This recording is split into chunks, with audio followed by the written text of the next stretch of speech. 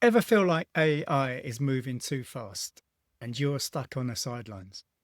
Maybe you've heard terms like automation or custom GPT and thought, sounds clever, but I have no idea where to even start. You're not alone, and you're exactly who this podcast is for.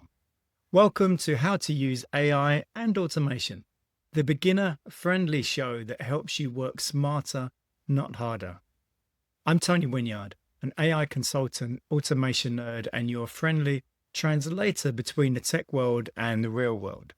In each short episode, you'll get one simple idea explained clearly, one small practical action you can actually use, no tech jargon, no hype, no overwhelm, just real help for real people.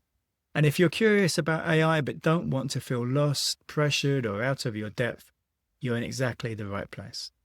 Hit follow or subscribe, and let's start making AI and automation work for you.